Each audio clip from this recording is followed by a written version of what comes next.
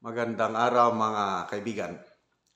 Pag-usapan pa rin natin ngayon ang issue o kontrobersiya na kinasasangkutan ng DNR Secretary Antonia Yolo Loizaga. Okay, dito sa headlines ng Philippine Star, title ng article is DNR Mom on Loizaga Family Holdings. Ma'am, yung ayaw sagutin, tahimik, iniiwasan ang issue. To. The DNR, sabi dito sa article, refuse to comment on allegations against Secretary Antonia Yolo Loizaga that her position as DNR chief clashes with her family's vast land holdings. Merong in-expose ni Mr. Jarius Bundok, isang columnist ng Philippine Star. Sa article ni Mr. Bundok, title nun is a conflicted guardian of the forest, parang ganon. Sinabi ni Mr. Jarius Bundok na ang pamilya ni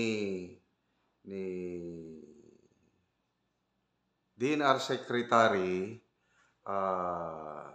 was accused of land grabbing involving 40,000 hectares of forest and ancestral domains in the towns of Coron and Busuanga in Palawan.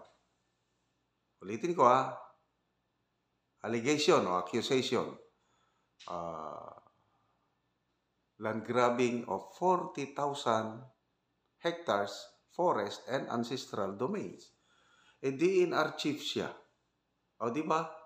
Mag-clash talaga ng interest. At tinatanong ng media, anong masasabi ng DNR? Wala lang. Deadma. Ayaw sagutin. Grabe. So ito, i-review ko lang itong issue na ito. According to Mr. Jarius Bundok, salamat sa mga journalist na ganito. Noong 1975, si then President Marcos Sr. Nag-issue ng Presidential Proclamation 1387 declaring yung Busuanga Pasture Reserve na kung saan nandun yung Yulo King Ranch, yung pagmemayari ng Yulo family. So, 1975, Busuanga Pasture Reserve.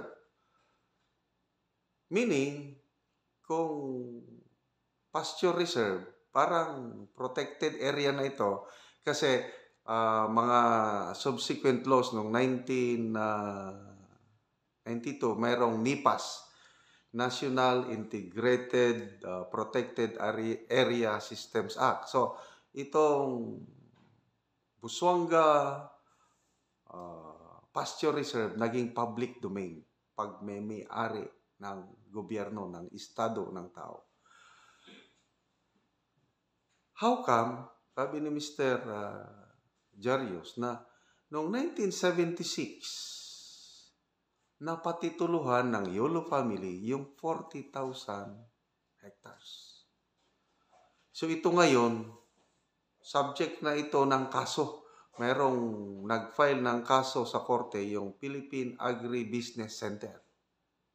So it's a long-drawn battle. Meron na rin nagreklamo sa ombudsman. Ngayon lang, 2023, may nag-file na ng complaint sa ombudsman tungkol sa issue na ito. Ano pa?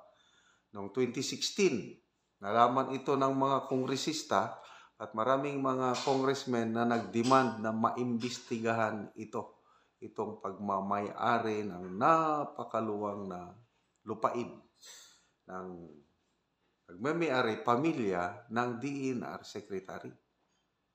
So, yun ang tanong ni Mr. Jarius Bundok. Paano ngayon makagawa ng unbiased decision ang DNR chief sa pag-protect ng mga protected areas kung ang pamilya niya mismo ay nagmamay-ari ng questionable na lupa, 40,000 hectares. So, yun. Dahil pumutok na issue to is hot issue na isabay pa sa issue ng, di ba, hot issue ngayon yung Chocolate Hills na resort. Protected area din yun. Bakit nagkaroon ng development? So, naisabay itong issue na ito. So, yun, ayaw sagutin ng DNR. Ito yung title ngayon na pinuntahan sila ng media, nagtatanong, ayaw sagutin. So, anong ibig sabihin kung ayaw sagutin? It's either hindi totoo or totoo, at kung totoo man, wala silang maisagot. And by the way, it's a common knowledge now na itong DNR Secretary Yolo Laisaga ay kamag-anak ni First Lady Liza Araneta Marcos. In the first place, don't know kung ano yung batas na kung kamag-anak, dapat hindi ma-appoint sa gobyerno. DNR Secretary pa naman. Although, in fairness, diehard environmentalist talaga itong si Secretary Yulo. Yung track record niya as an environmentalist is unquestionable. Okay? So, wala tayong problema yun. Mahal niya ang environment. Kailang nagkataon na kamag-anak siya ng first family.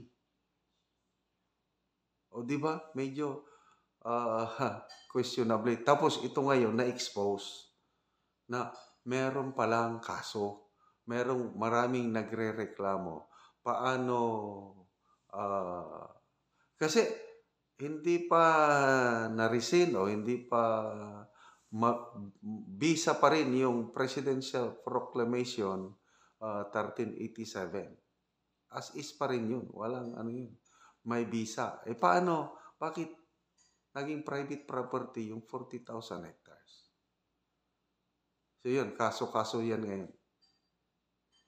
So, maalala ko pa, last year ata yun, yung sa Senate hearing ba o budget hearing,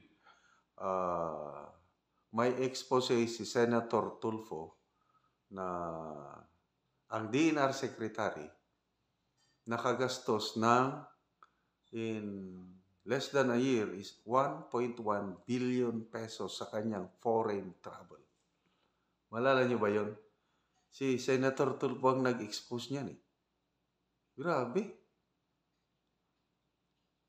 Parang rin. Baka talo pa niya ang presidente, ang first lady dahil ganun eh. Biyahe ng biyahe. Tapos, tinignan, ano yung mga biyahe niya? Naku, mga conferences all around the world on climate change, mga grabe naman, 1.1 billion pesos na foreign travel. According to Senator Tulfo. So, sana, I don't know kung paano ma-resolve ito. Kasi nandyan na eh. Kaya yung mga nababasa kong comments noon is parang ang gobyerno naging family incorporated na. Mga comments yun na nabasa ko. Nasaan ang delikadesa? Anyway, wala na tayong magagawa. Nabudol po ako. May kanta ko dyan, nakalimutan ko na. Let's just pray na ma-resolve itong issue na ito at sagutin na rin ng DNR para Mahirap kasi yung hindi mo sasagutin eh. Lalo lang magduda ang taong bayan na, ala, baka totoo. Kasi these are accusations. Kaya lang, the fact, according to Mr. Jarius Bundok na ikinaso na ito ng may nagreklamo na sa ombudsman, eh talagang may mga aggrieved parties. So ang luwang naman yan, 40,000 hectares. Busuanga Pasture Reserve. I don't know kung kasama ito yung Kalawit na wildlife safari. Hindi ko pa napuntahan yan. Gusto kong mapuntahan. Yung nandun daw yung mga giraffe, mga wild animals na naglalakad lang, hindi nakakulong kasi nasa isang isla sa Kalawit. I don't know kung kasama ito sa questionably na area. So yan lang po ang ating update tungkol sa DNR controversy.